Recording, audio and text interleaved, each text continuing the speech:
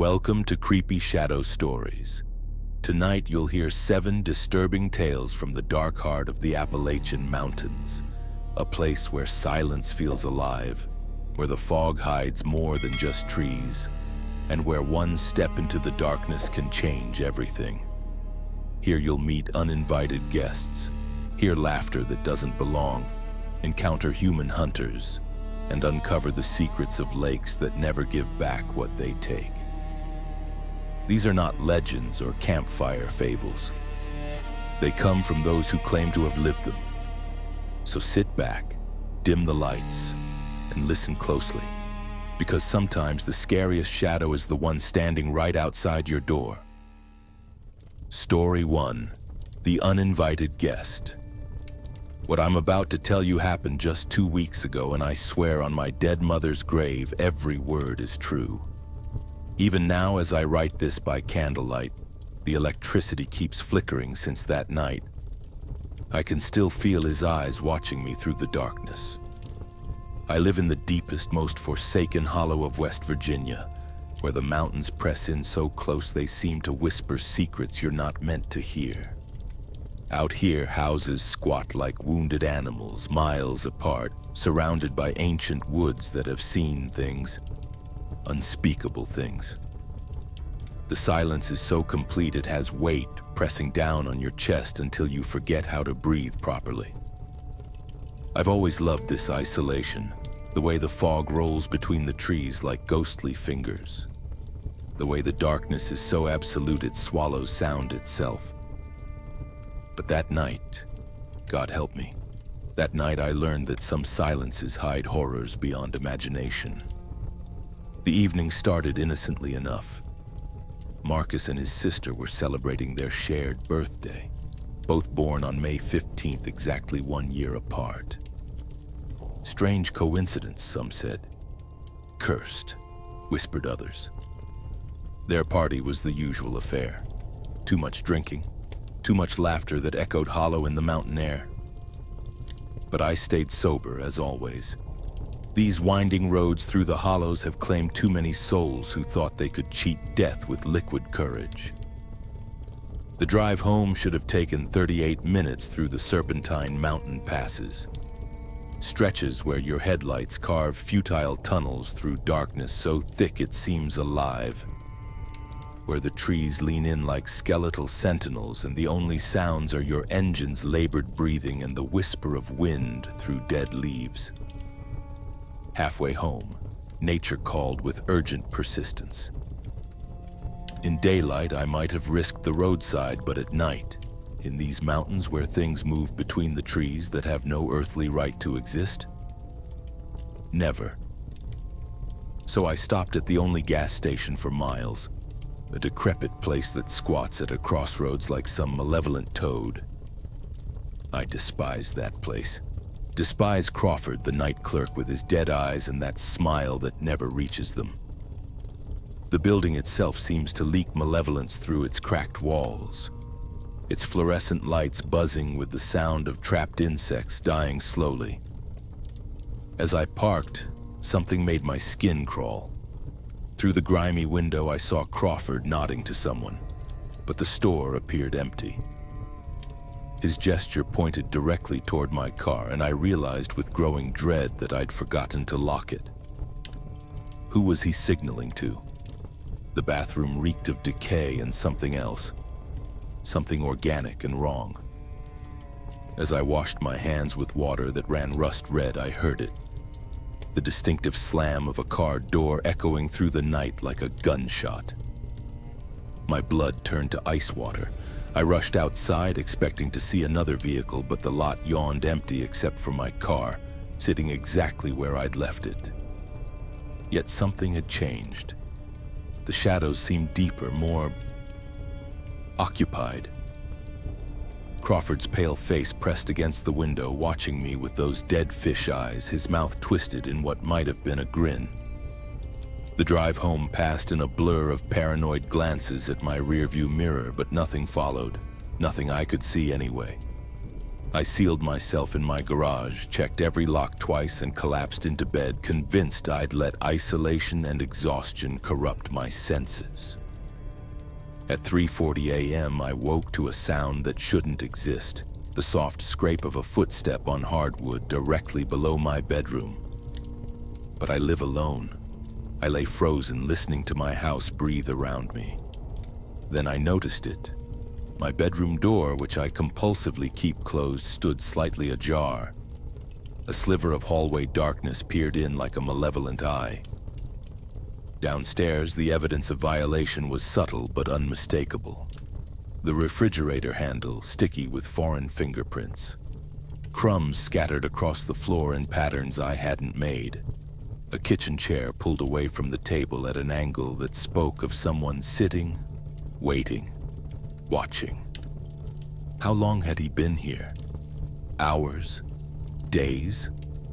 I retrieved my grandfather's .38 from the bedroom and began a room-by-room search, each shadow a potential threat, each creak of the old house a whispered warning. The very air seemed contaminated by an alien presence. Then I found him. In my living room, stretched across my couch like he owned it, lay a stranger. Mid-40s, unshaven, clothes that reeked of something chemical and sweet. He slept with the peaceful expression of a man in his own bed, completely at ease in his violation of my sanctuary. I pressed the gun's barrel against his temple, cold metal on warm flesh. His eyes opened slowly, pupils dilated in the darkness, and when he looked at me, I saw nothing. No fear, no surprise, no recognition of reality itself. Just emptiness. "The police are already coming," I whispered. "Leave now, or I'll send you to hell myself." What terrified me most wasn't his calm demeanor as he rose and walked to my front door. It was the way he moved, like he was sleepwalking, like none of this was real to him.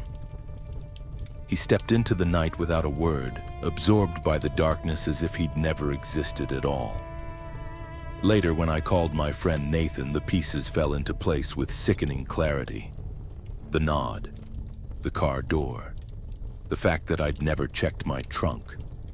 Crawford had been the signal man, and something had ridden home with me, hidden in the darkness of my car's belly, waiting for me to sleep before emerging to...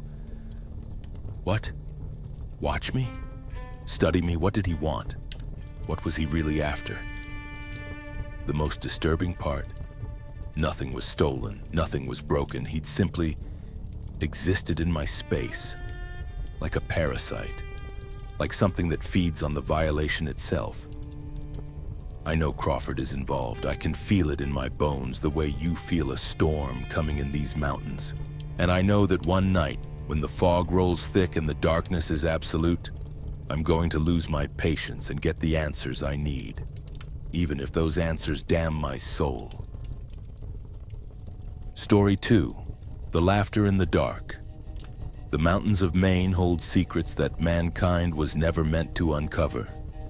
What I'm about to tell you happened just 1 week ago, and it's changed the way I look at darkness forever. Some sounds once heard burrow into your skull and nest there like parasites, replaying endlessly until you question your own sanity. My name is Marcus, and along with Kevin and Elena, I've been exploring these cursed peaks for 5 years. We thought we knew these mountains, thought we understood their moods and dangers. We were wrong. Some lessons can only be learned in blood and terror. This particular expedition took us deep into Maine's wilderness, to a region marked on old maps with warnings in languages that predate English settlement. Elena and I were excited, foolishly, naively excited. Kevin had just endured his third soul-crushing breakup, and we hoped the isolation would heal his wounded psyche.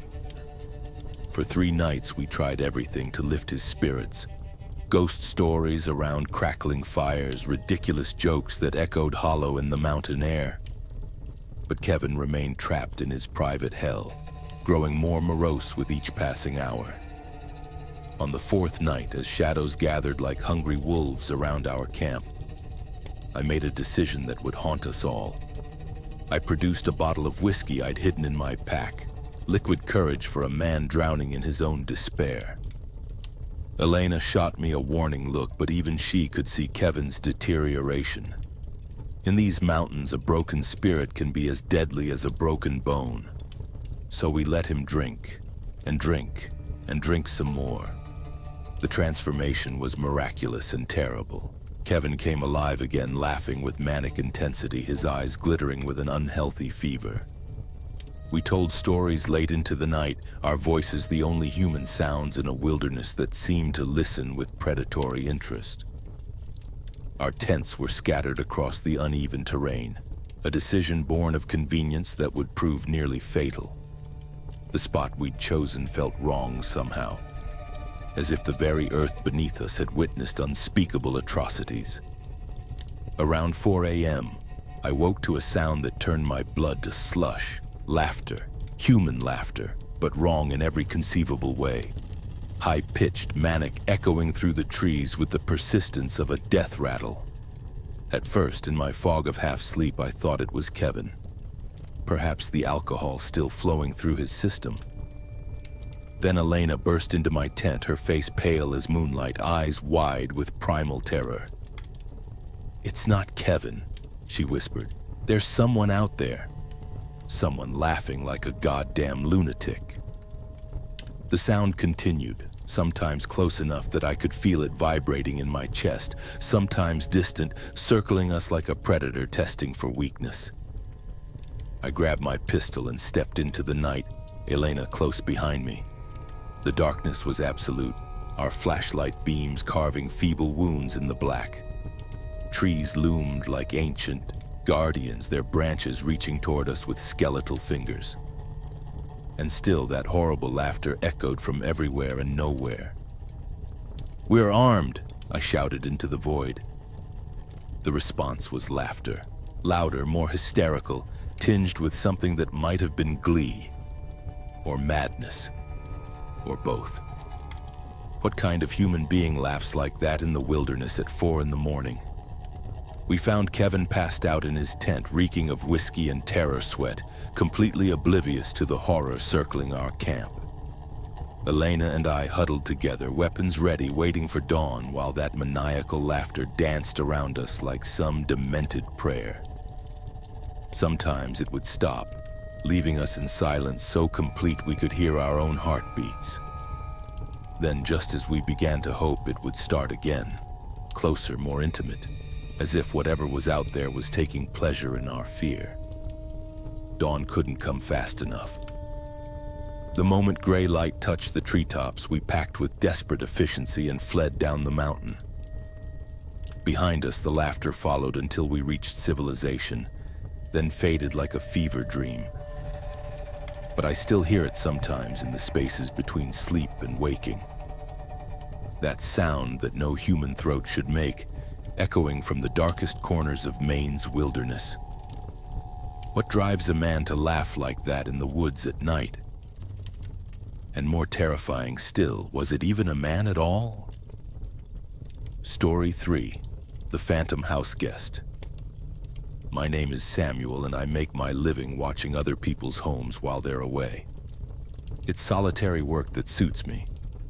I've always preferred the company of empty rooms to crowded spaces, but what happened in James's house in West Virginia taught me that some silences hide secrets that can drive you to the edge of madness.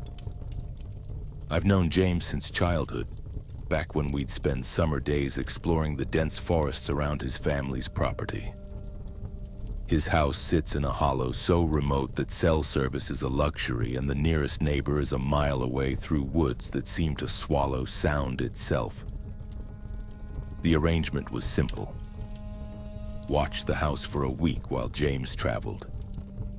His roommate Marcus wouldn't be returning from his long-haul trucking route until the following month. I would be completely alone in a house that creaked and settled like a living thing, surrounded by mountains that had witnessed horrors since before recorded history. The first day passed peacefully. I worked on my laptop on the back patio, surrounded by the whisper of wind through ancient trees. The forest felt watchful but not malevolent, like a cat observing from a safe distance. But on the second day, around 4 p.m., I saw something that made my skin crawl. A figure in the trees, motionless as death, watching me with the patience of a spider. When I stood and called out, hoping for a neighborly response, the silence that answered was profound and somehow accusatory. How long had it been watching me? I convinced myself it was imagination, isolation playing tricks on a city dweller's nerves. But that night, as I dozed through a forgettable movie, the sound of the front door opening and closing jolted me into full awareness. 3 a.m., the witching hour, when the boundary between nightmare and reality grows thin. Heavy footsteps moved through the house below me, deliberate and unhurried. Someone was using a key, moving with the confidence of familiarity. It had to be Marcus, returning early from his route. But something felt wrong. The footsteps were too measured, too careful. They moved with the stealth of someone who didn't belong. I locked my bedroom door and listened to the intruder explore the house. Bathroom first, then down the hallway toward the bedrooms. A loud, sharp sound echoed through the walls. Wood splintering perhaps, or metal striking metal. What was he looking for? Frantic movement followed, footsteps pacing back and forth like a caged animal. Then silence. Then the sound of my doorknob turning slowly, testing the lock. "It's me," I called out softly. "James asked me to stay here." Silence, but I could feel a presence on the other side of the door, breathing, waiting, considering.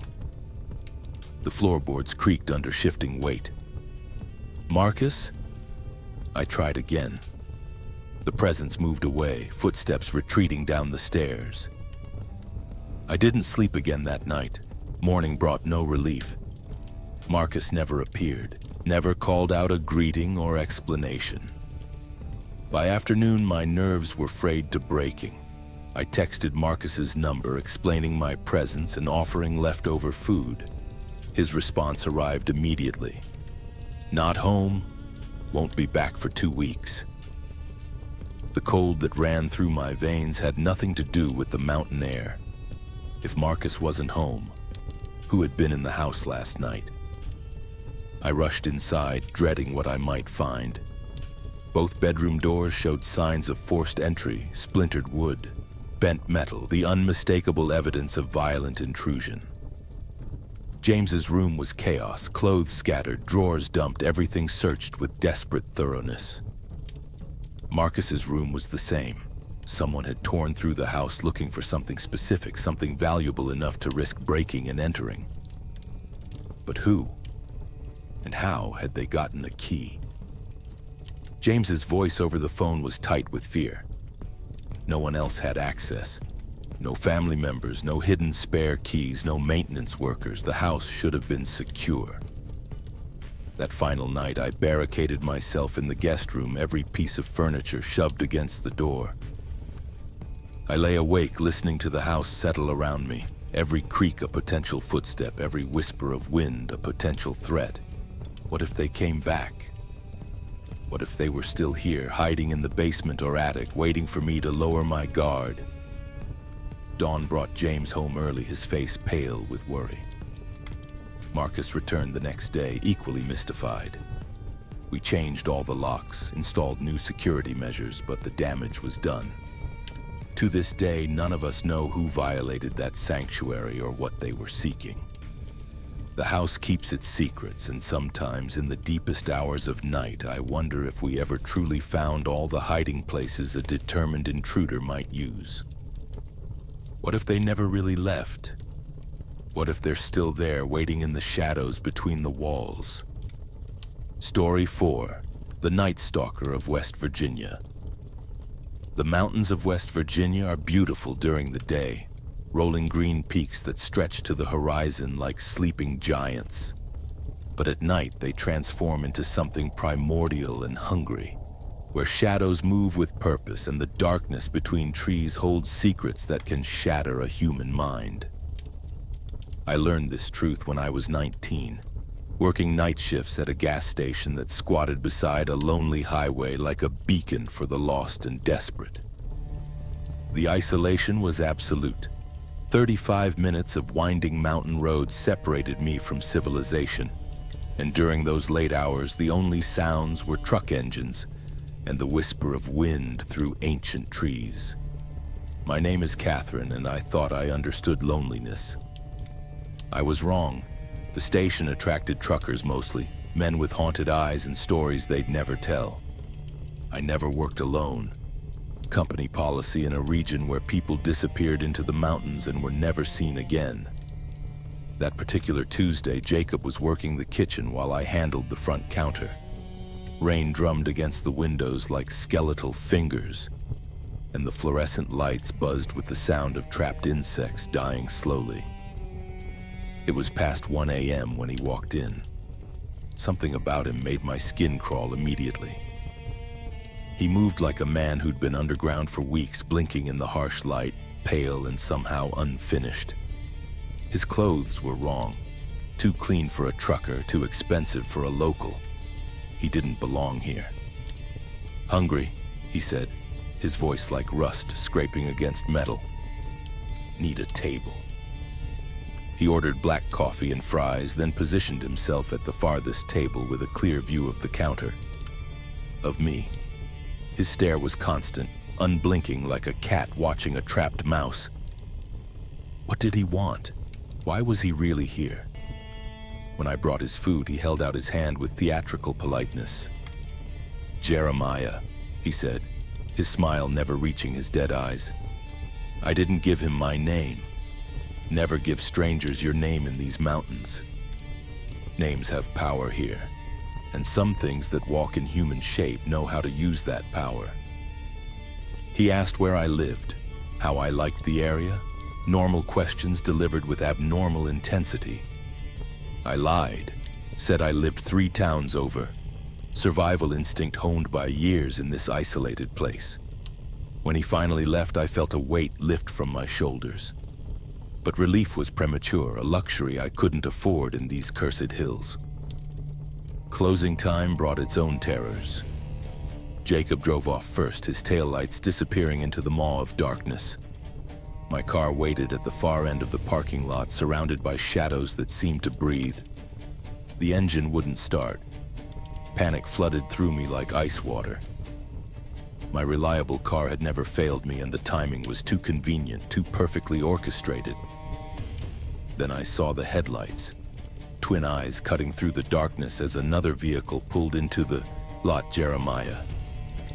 I called 911 with trembling fingers, explaining my location and the man who'd been watching me. By then, he'd parked beside my dead car, smiling through his windshield with predatory satisfaction. "Car trouble?" he called, his voice carrying mockery and menace in equal measure. How did he know which car was mine? What had he done to it? I cracked my window barely enough for my voice to escape. "Won't start." Don't know why. "I know cars," he said, stepping closer. "Come out. Let me take a look." Every instinct screamed danger. I asked if he could check under the hood first, buying time for the police to arrive. His smile faltered slightly, revealing something cold and hungry beneath. As he moved to the front of my car, I called Jacob, whispering desperately into the phone. My guardian angel responded immediately, racing back toward the station. When Jeremiah returned to my window, his patience had evaporated. "Get out," he commanded, no longer pretending kindness. Then he bent down and retrieved something from the ground, something I hadn't seen in the darkness. The passenger window exploded in a shower of glass, sharp fragments slicing my cheek like tiny knives. He grabbed my wrist through the shattered window, his grip like a vice, trying to drag me from the car. I screamed until my throat was raw, the sound echoing across empty mountains where no one could hear. Jacob's headlights swept across the lot just as my world narrowed to pain and terror. The gunshot that followed was the most beautiful sound I'd ever heard, a crack of thunder that sent Jeremiah fleeing into the woods like the coward he truly was. The police caught him 2 days later, hitchhiking along a mountain road with dead eyes and a smile that chilled seasoned officers. He had a record, restraining orders, stalking charges, a history of hunting women in isolated places. But knowing his capture didn't erase the knowledge that he'd watched me for hours, planning my destruction with the patience of a spider, or the certainty that there are others like him, prowling these mountain roads searching for prey, foolish enough to work alone in the darkness. How many others are out there waiting in the spaces between civilization? And how many victims never lived to tell their stories? I moved to California shortly after, but sometimes in the deepest hours of night, I still feel those dead eyes watching me from the darkness between dreams. Story 5. The Drugged Trail. Some trails in the Appalachian Mountains are marked on official maps with clear warnings about weather conditions and wildlife dangers. But there are other paths, older, more dangerous routes that carry warnings whispered around campfires by those lucky enough to escape with their sanity intact. My name is David, and 12 years ago I witnessed something in those mountains that still haunts my dreams. The authorities called it an ongoing investigation, but I know the truth. There are predators in those hills that hunt with methods more sophisticated than any animal, and their hunger is for something more precious than flesh. My friend Sarah was an experienced hiker, someone who knew these mountains like a lover knows their partner's skin. She'd planned a solo trek along a remote section of the Appalachian Trail, and I was meant to meet her at designated supply points, bringing food, clean clothes, and taking away anything she didn't need. The first meetup went perfectly. Sarah was energetic, excited about the journey ahead. We spent a pleasant weekend exploring lesser-known trails before I returned to civilization, and she continued deeper into the wilderness. That Thursday night, my phone rang at 11 p.m. Sarah's voice came through the satellite connection, distorted and frantic, like a transmission from another world. "I don't know if I can keep up the pace," she said, her words tumbling over each other in nervous haste. "Maybe you shouldn't come this weekend." What had happened to change her mind so suddenly? I asked repeatedly what was wrong, but her responses were fragmented, contradictory. At one point, she insisted I bring her mother's ruby necklace, a specific request that made no sense for a hiking trip. "Sarah, talk to me. What's going on out there?" "Everything's fine," she said, but her voice carried the brittle quality of glass about to shatter. "Just bring the necklace. You know where it is." The call ended abruptly, leaving me staring at my phone in growing dread. Something was terribly wrong, but what? Had someone cornered her? Was she having a breakdown alone in the wilderness? I contacted the police, explaining the bizarre call and my concerns for her safety. They listened with the patient condescension of professionals who'd heard too many false alarms from worried friends and family members. Saturday arrived gray and threatening, the sky the color of old bones. Sarah appeared at our meeting point looking exhausted but claiming everything was normal. When I tried to discuss the call, she insisted I was overreacting. "You brought the necklace?" she asked, ignoring my questions about her mental state. Why did she need her mother's jewelry in the middle of the wilderness? That night, the person I'd known for years began to disintegrate before my eyes. We were in our tent settling in for sleep when Sarah suddenly became paranoid and agitated. She claimed someone was following her, watching from the tree line. Then, without warning, she began laughing. High, hysterical sounds that echoed through the forest like a wounded animal's cry. But it wasn't joyful laughter. It was the sound madness makes when it finally breaks free from its restraints. Between the manic episodes, she would go completely blank, staring at nothing with empty eyes as if her mind had simply vacated her body. Then she would crash into deep, unnatural sleep that seemed more like unconsciousness than rest. What was happening to her? Drugs? Mental illness? Something worse? I searched her pack while she slept, looking for pills, substances, anything that might explain her behavior. Nothing. Just standard hiking supplies and her mother's necklace, which she clutched like a talisman. The next morning brought temporary normalcy, but I wasn't fooled. I'd decided to call for emergency evacuation if it happened again. That evening, Sarah went to collect firewood. I used the opportunity to search her gear once more, desperate for answers. What I found instead was a nightmare made flesh. A man stood in our campsite, methodically adding something to my water bottle. Poison. Drugs. I watched in frozen horror as he moved to Sarah's bottle and repeated the process. How long had he been watching us? What was he putting in our water? The fear that flooded through me was primal and overwhelming. This wasn't random, it was planned, calculated, predatory. Someone had been tracking us, studying our routines, waiting for the perfect moment to strike. I waited until he moved away, then sprinted to warn Sarah. Her reaction told me she'd suspected something was wrong, that her paranoia had been justified terror. We abandoned camp immediately, carrying only our packs, speaking in coded phrases in case our stalker was listening. As we hiked through darkness that pressed against us like a living thing, we heard footsteps, patient, persistent, keeping pace with our desperate flight. How many others had he drugged? How many victims had disappeared into these mountains, their families left to wonder what happened?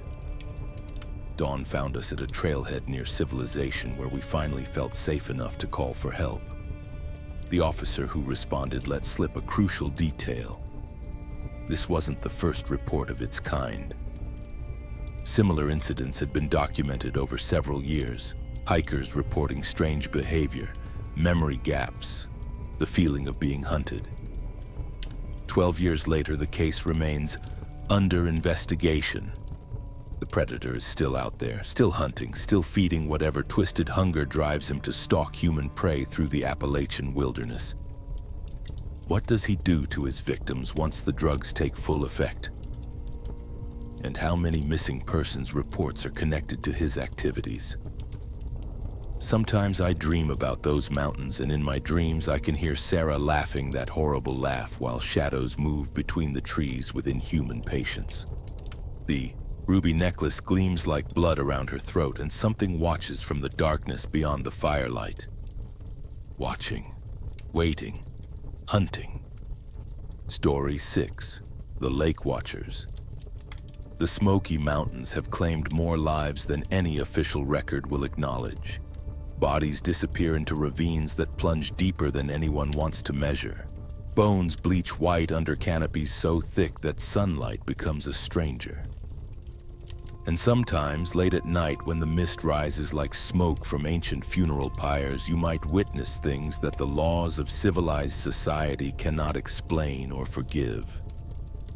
My name is Thomas, and what I saw 2 years ago by that cursed lake still haunts every dark hour of my sleep. I'd been staying at Marcus's cabin for 3 days, a sanctuary perched on a ridge overlooking valleys that seemed to swallow sound itself. The isolation was healing. No cell towers, no traffic, just the primal silence of wilderness that predates human civilization. That evening, restlessness drove me from the cabin's safety. My sister had called with family problems that clawed at my mind like hungry rats. I needed air, movement, the kind of cleansing solitude that only darkness could provide. The lake sat 15 minutes from the cabin via a trail worn smooth by decades of use. I'd walked it many times in daylight, but never after sunset. Never when the shadows between trees took on substance and malevolent purpose. What drives a man to seek darkness when safety lies behind locked doors? The night was calm, filled with the usual forest symphony of insects and settling branches. My flashlight carved a feeble tunnel through the black, illuminating nothing more threatening than gnarled roots and the occasional gleam of nocturnal eyes. Then I reached the lake's edge and witnessed something that shattered my understanding of human decency. 3 figures in black, hoods raised against identification, worked with practiced efficiency from a small boat. They were dumping something into the water, something massive and heavy that required both men to maneuver it over the gunwale. Bodies. They were disposing of bodies. One of the men nearly capsized their craft, struggling with the weight of their cargo. In that moment of clumsiness, I realized the magnitude of what I was witnessing. This wasn't their first night's work. They moved with the choreographed precision of experience, of routine, of industrial-scale murder. My flashlight was on. One of them saw me. The moment our eyes met across the water, I knew I was looking at my own death. He pulled out a phone, made a call, and I understood with crystalline terror that I had perhaps minutes to live. How many others had stumbled upon their operation? How many witnesses had been fed to that dark water? I turned and fled, but the mountain trail that had seemed peaceful an hour earlier now felt like a gauntlet designed by demons. Every shadow could hide an assassin. Every sound might herald my execution. The branch that snapped ahead of me was not natural, too sharp, too deliberate. Someone was waiting. He emerged from behind a massive oak like death incarnate, a black scarf concealing features I was grateful not to see clearly. This was no random encounter.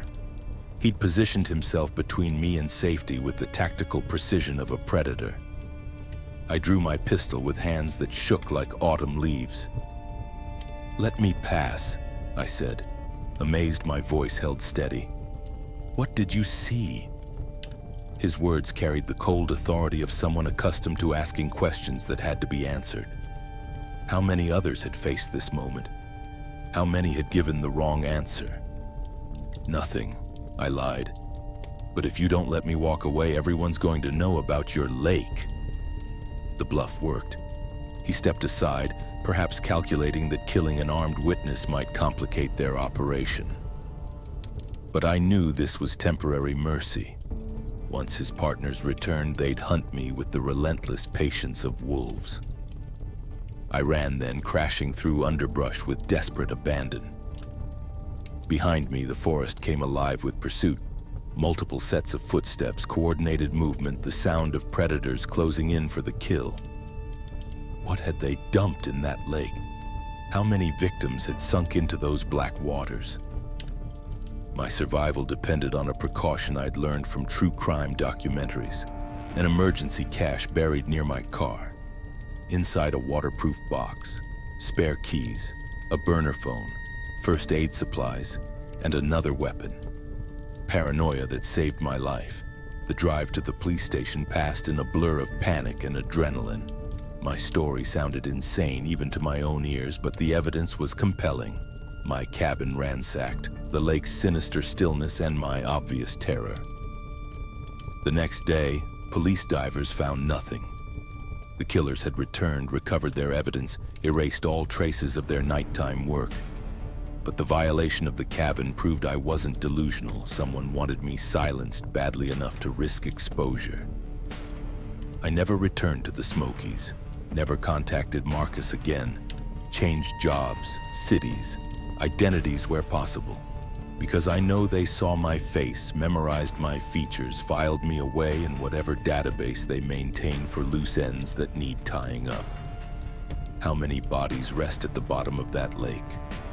How long has this operation been feeding human remains to those dark waters?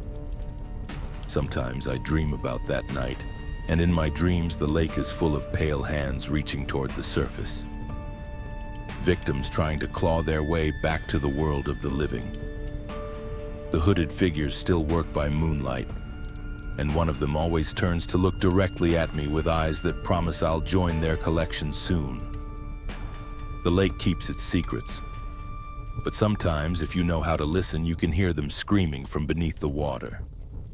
Story 7. The Mountains Hostage. There are places in the Appalachian Mountains where civilization's light has never penetrated. where the darkness between trees holds memories of atrocities that predate recorded history. What my wife Eleanor, our friend Victoria, and I encountered in those depths taught us that some evils are patient enough to wait generations for the perfect victims. My name is Jonathan, and our story begins like so many others. 3 friends seeking escape from a world that demanded too much of our souls. Eleanor worked as a trauma nurse, carrying the weight of human suffering until she could barely stand. Victoria taught high school in a system designed to break both students and educators. I spent my days drowning in corporate emails and video calls that accomplished nothing but the slow death of human connection. The mountains of southern West Virginia promised sanctuary, a week of silence, solitude, and the kind of primal peace that can only be found far from the madness of modern existence. We should have known that some places don't want to be found. We should have heeded the warnings carved into our very genes by ancestors who knew better than to walk alone in the deep woods. Our first 3 days unfolded like a meditation on natural beauty. We maintained perfect rhythm, Eleanor managing food supplies with the efficiency of someone who'd learned to ration hope in hospital corridors. Victoria building fires that pushed back the encroaching dark with flames that seemed to whisper ancient secrets, and me handling shelter and water purification with the obsessive precision of someone who'd spent too many years trying to control the uncontrollable. The silence was profound, broken only by wind through branches that creaked like old bones and the distant call of birds that sounded almost human in their distress. We'd performed this dance many times before, in other mountains that hadn't tried to claim our souls. But on the 3rd night, as darkness fell like a curtain designed to hide horrors, she stumbled into our camp. The woman who emerged from the forest looked like she'd been dragged through hell itself. Her clothes hung in tatters that barely preserved modesty, shredded by branches and brambles that had torn at her with deliberate malice. Her face was a mask of terror so profound it seemed carved into her very bones. Eyes sunken deep in their sockets, skin pale as winter moonlight, lips cracked and bleeding from dehydration and fear. She moved with the desperate energy of prey that knows the predator is close behind, constantly glancing over her shoulder at shadows that seemed to writhe with independent life. How long had she been running? What had she seen in those woods that could break a human spirit so completely?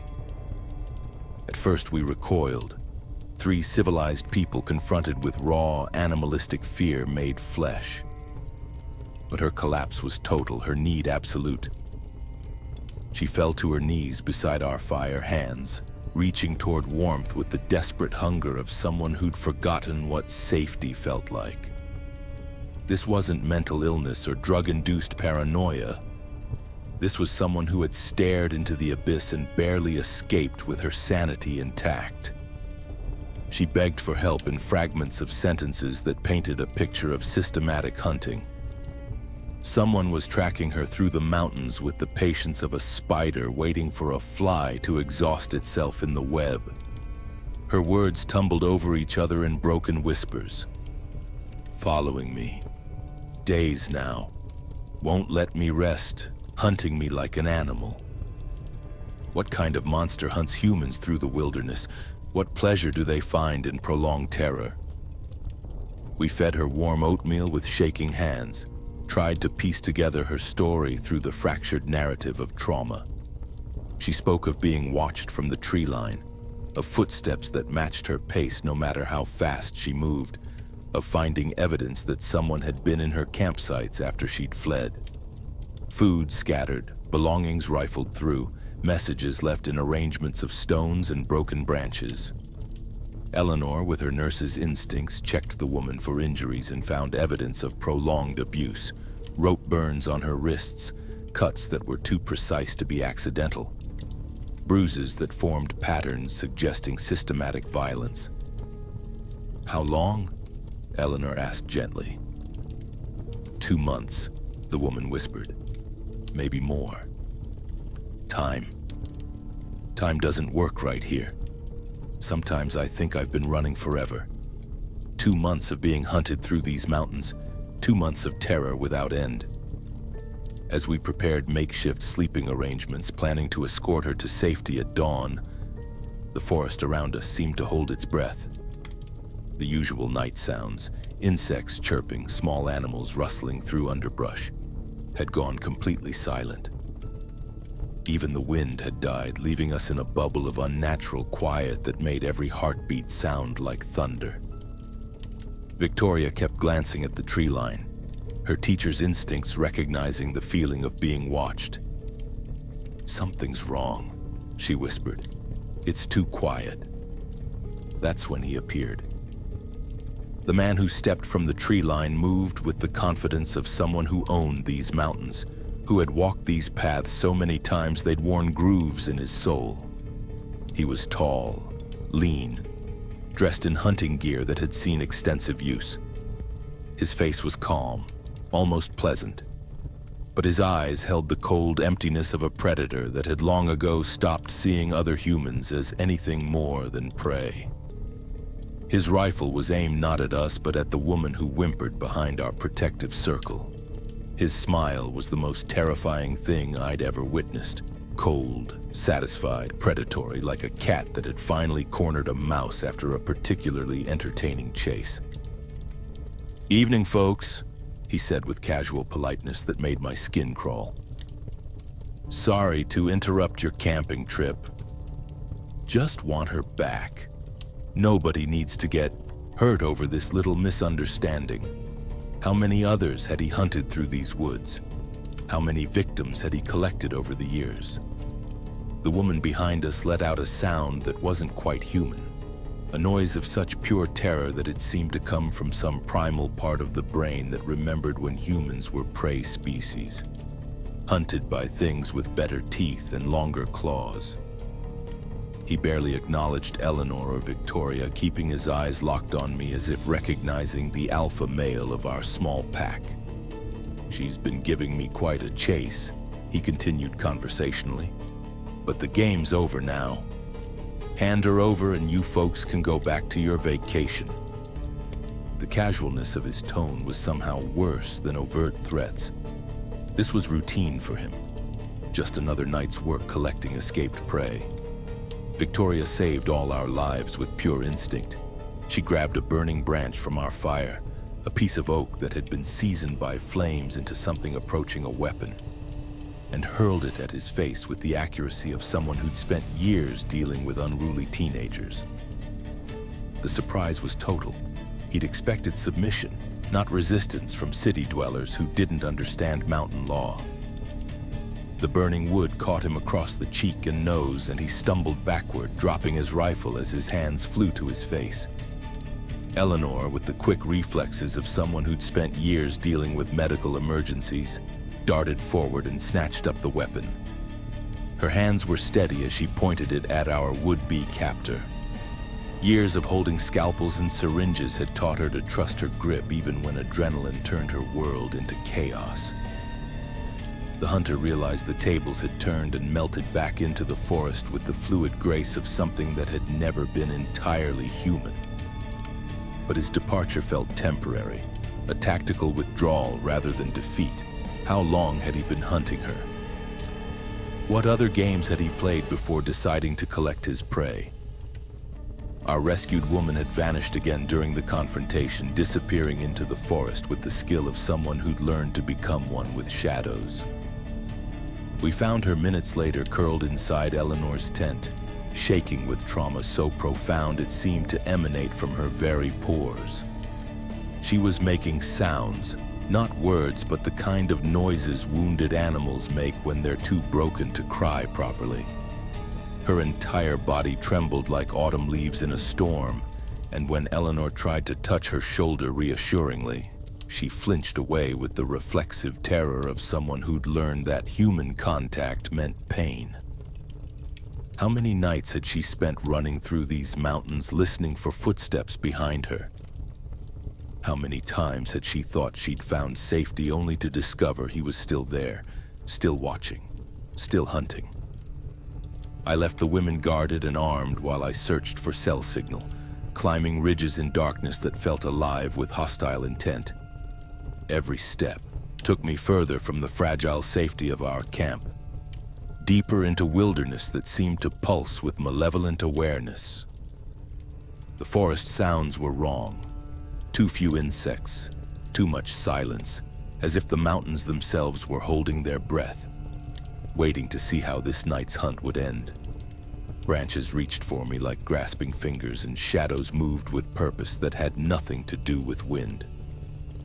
My flashlight beam carved feeble tunnels through darkness so complete it seemed solid, revealing glimpses of terrain that looked somehow twisted, as if the mountains had rearranged themselves to confuse and trap.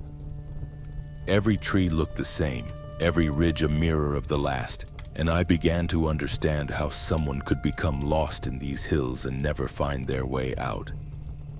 How many others had wandered these paths, searching for help that never came. How many bones lay bleaching in hidden ravines. After what felt like hours of climbing, though my watch insisted only 40 minutes had passed, I finally caught a weak cell signal. Just enough to call for help, the connection crackling with static that sounded almost like whispered voices. The dispatcher's voice was professional but concerned. Rescue operations in these mountains were complicated, dangerous, often unsuccessful. But they would come. Helicopter at dawn, ground teams if weather permitted, search and rescue protocols that had been refined by decades of extracting broken hikers from terrain that didn't want to give up its secrets. When I finally reached help, our story sounded like the ravings of urban paranoids who'd watched too many horror movies. But rescue came at dawn, helicopter rotors beating against air thick with morning mist and unspoken menace. The pilot was a grizzled veteran who'd seen everything the mountains could throw at him. But even he seemed unsettled by the location. "Don't like this area," he muttered as we loaded our rescued woman into the aircraft. "Too many people go missing here. Too many search operations that turn up nothing but questions." At the hospital, we learned the truth that was somehow worse than our imagined horrors. Our rescued woman was Canadian, missing for over 2 months from a hiking trip that had gone catastrophically wrong. Her name was Sarah Chen, 26 years old, a graduate student who thought the Appalachian Trail would provide material for her thesis on wilderness survival. Her ex-boyfriend, also Canadian, also 26, had tracked her across international borders through multiple states with the single-minded obsession of a serial killer perfecting his craft. Marcus Webb had been stalking her for over a year before she'd finally gotten a restraining order and fled to the mountains, seeking safety in isolation. How many women had he hunted before? How many had never made it out of those mountains? He'd followed her with the patience of a true predator, learning her roots, her habits, her fears. He'd let her think she was free, let her establish patterns and routines before revealing himself and beginning the hunt that had consumed 2 months of her life. The psychological profile painted a picture of escalating violence. Webb had started with simple stalking, then moved to breaking and entering, then to more direct confrontation. The mountain hunt was his masterpiece, a sustained campaign of terror designed to break his victim's will completely before the final capture. He was captured 3 days later, probably planning his next hunt, his next game of human prey in wilderness that offered perfect hunting grounds.